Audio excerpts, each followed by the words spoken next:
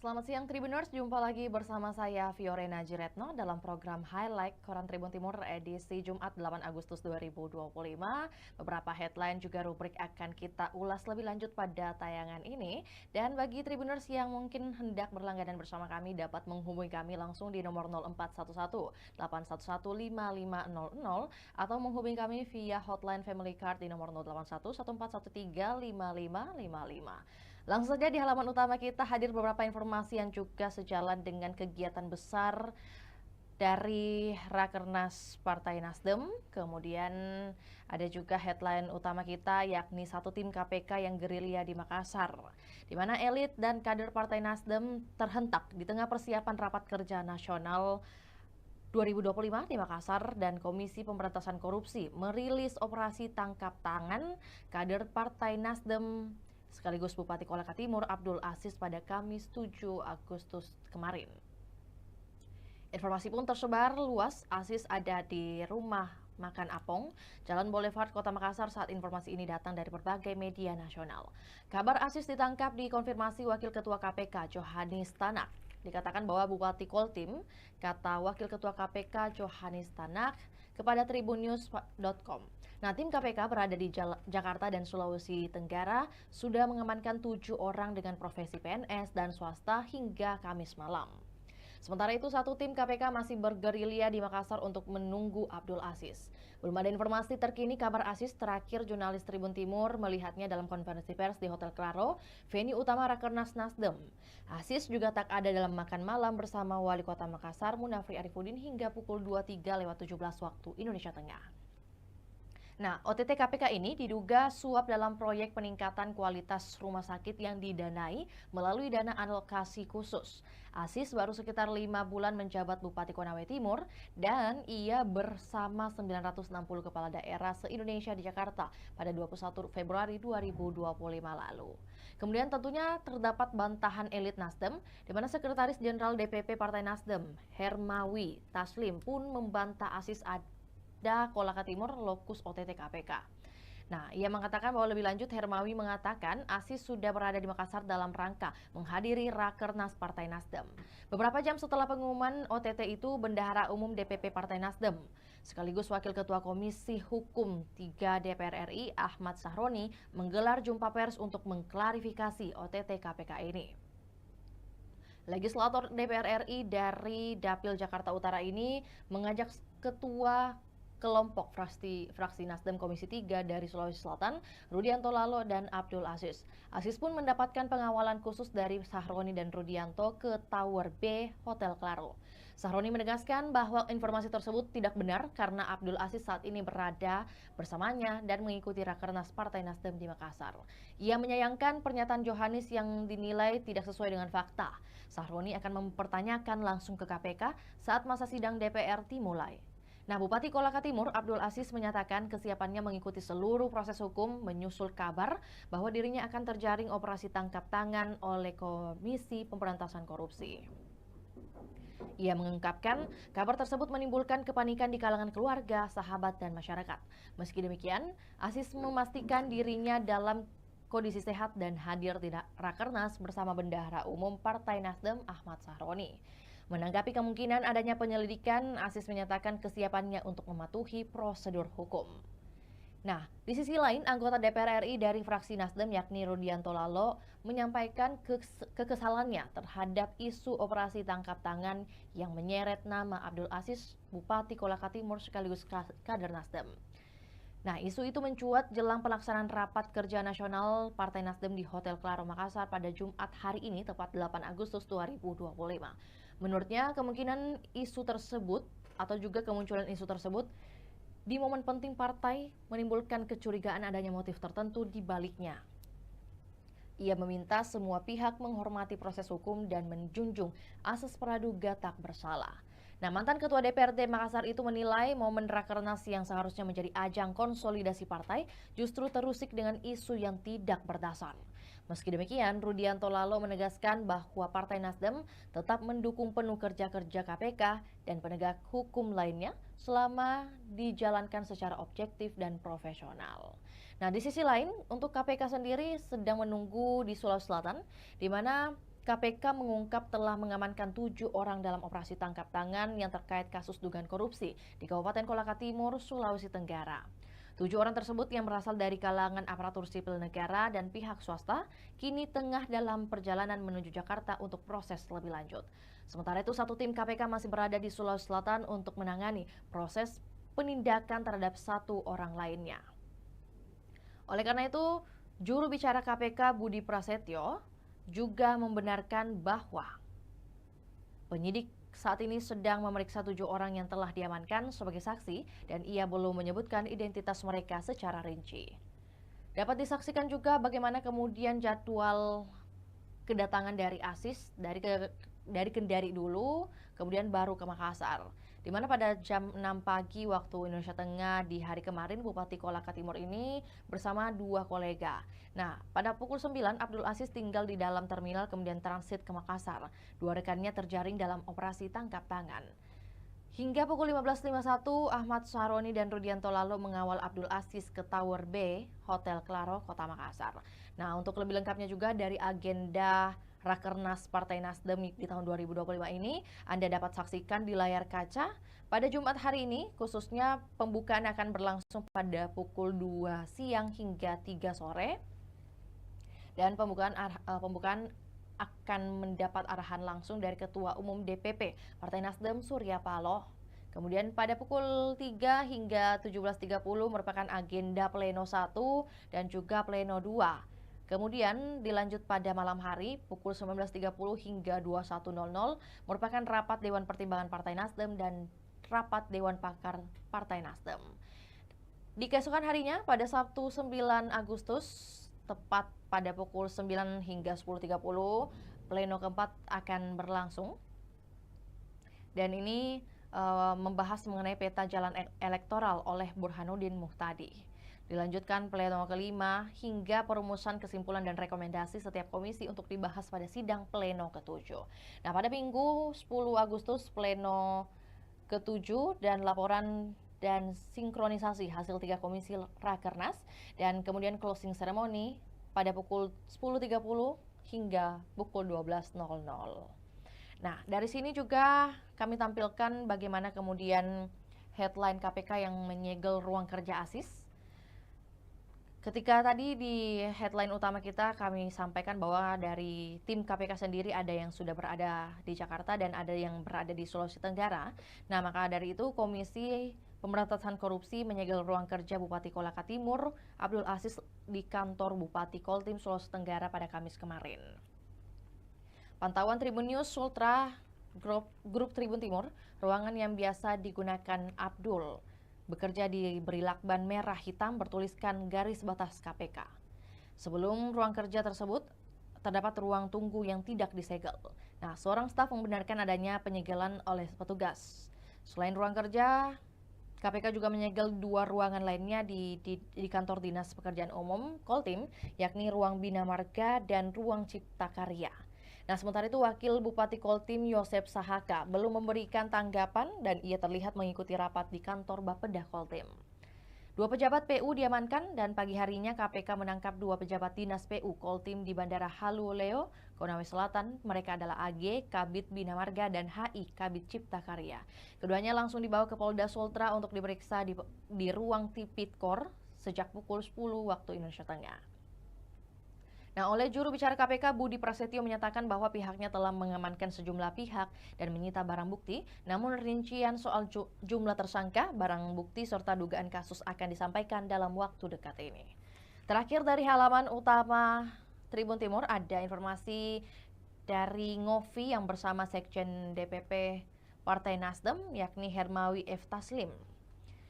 Di mana dengan headline kami rangkum adalah kami pilih Makassar dengan rasa hormat dan juga mendalam. Nah, lebih lengkap pada tayangan ini bisa Anda saksikan di kanal YouTube Tribun Timur, Tribuners, dengan tajuk Ngovi bersama Sekjen DPP Partai Nasdem, Hermawi F. Taslim. Tentunya membahas soal bagaimana kemudian kesan terhadap Makassar, kemudian sejauh mana strategis Rakernas di Makassar. Apa ada kesamaan sikap politik Nasdem dengan Rakernas PDIP di Bali akhir Juli 2025 lalu? Kemudian awal Agustus 2025 ini Presiden Prabowo beri amnesti ke Hasto Kristianto. Apakah Nasdem juga minta hal serupa untuk John G. Plate dan Syahrul Yassin Limpo? Kemudian, bagaimana Purnawirawan Jenderal TNI apakah akan diajak masuk partai? Tentu untuk jawaban-jawaban dari pertanyaan ini bisa Anda saksikan langsung di kanal YouTube Tribun Timur dengan tajuk Ngopi bersama Sekjen DPP Partai Nasdem. Lanjut lagi dari halaman utama Tribuners, kita akan beranjak ke halaman berikutnya, yakni halaman 3 untuk edisi hari ini adalah gebrakan sang pemimpin di tahun 2025. Hadir beberapa headline seperti Lontara Plus yang diperkenalkan di ajang DTI CX 2025, di mana Kepala Dinas Komunikasi dan Informatika Kota Makassar Muhammad Rum memperkenalkan Lontara Plus di ajang Digital Transformation Indonesia Conference and Expo 2025. Nah, Digital Transformation Indonesia Conference and Expo adalah ajang konferensi dan pameran teknologi berskala nasional yang mempertemukan berbagai pemangku kepentingan dari sektor pemerintahan, industri, dan teknologi untuk membahas serta mendorong percepatan transformasi digital di Indonesia. Nah, event ini digelar Asosiasi Pemerintah Kota Seluruh Indonesia atau APEKSI di Jakarta Convention Center, Jalan Gatot Subroto, Jakarta pada 6 hingga 7 Agustus 2025. Rum bersanding dengan beberapa narasumber lainnya seperti Direktur Pengembangan Ekosistem Digital Otorita IKN yakni Tony Agus Setiono, serta beberapa perwakilan pemerintah kota di Indonesia, Wali Kota Surakarta, Respati Ahmad Ardianto, Kepala Bapeda Kota Medan, Beni Iskandar, dan Sekretaris Dinas Kominfo Surabaya, Imam Mahfud. Nah, forum ini merupakan ajang kolaborasi antara pemerintah, sektor industri, dan penyedia solusi teknologi untuk mempercepat transformasi digital di Indonesia. Nah, beberapa agenda mewarnai event ini, mulai dari pameran, seminar, lokakarya, forum bisnis, hingga business matching. Nah, khusus lokakarya, APEKSI menyelenggarakan lokakarya dengan tema penguatan peran kota di era digital. Muhammad Rum menjadi narasumber dengan materi integrasi layanan publik berbasis digital. Nah, kata Rum, transformasi digital di tingkat pemerintah kota bukan sekedar teknologi, tapi tentang menghadirkan layanan publik yang cepat, transparan, dan merata untuk semua warga. Karenanya perlu pendekatan ekosistem yang tak hanya berbicara soal aplikasi atau infrastruktur digital, tetapi juga membangun tata kelola kelembagaan yang responsif terhadap perubahan. Termasuk reformasi anggaran agar inovasi digital bisa tumbuh, desain layanan publik yang berbasis data dan kebutuhan warga, serta memperkuat kapasitas dan kemandirian kota sebagai motor utama dalam transformasi digital nasional.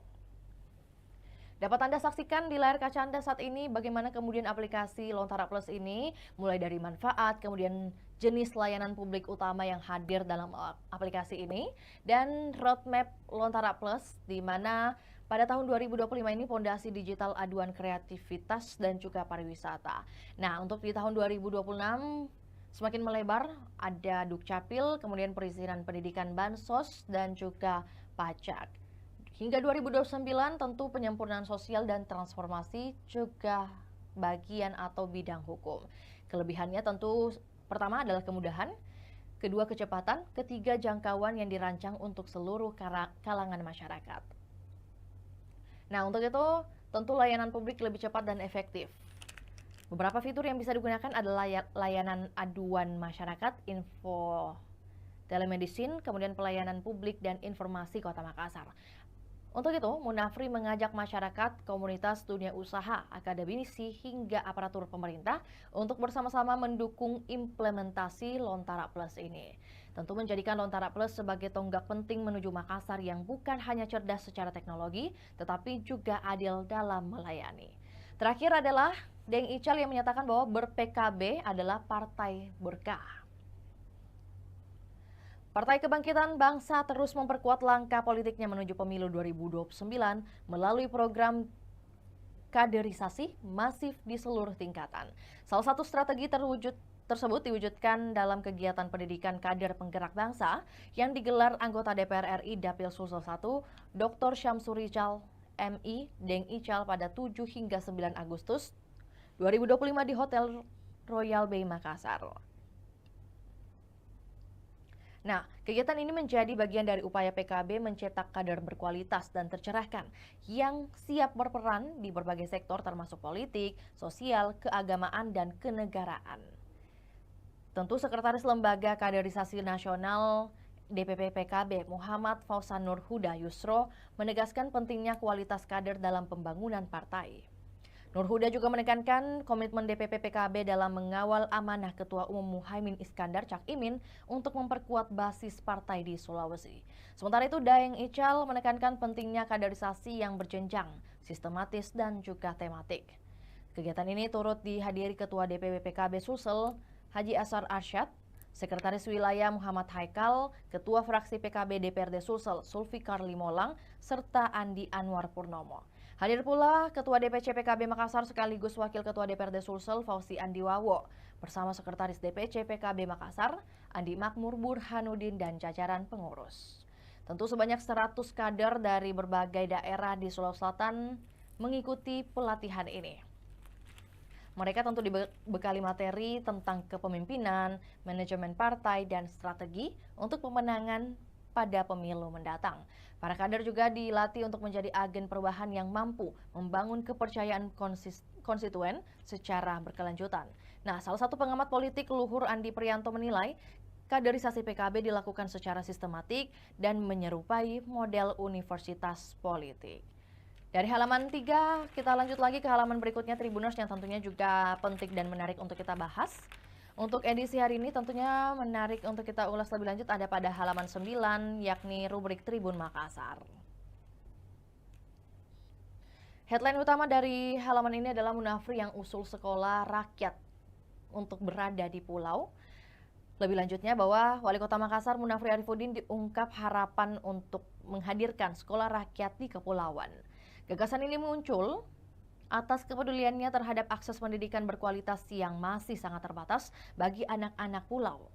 Pemerintah kota akan menyiapkan lahan jika pemerintah pusat mendukung rencana ini dan menurutnya ada lahan di Pulau Barang Cadi dan Barang Lompoa yang memungkinkan menjadi lokasi pembangunan sekolah rakyat.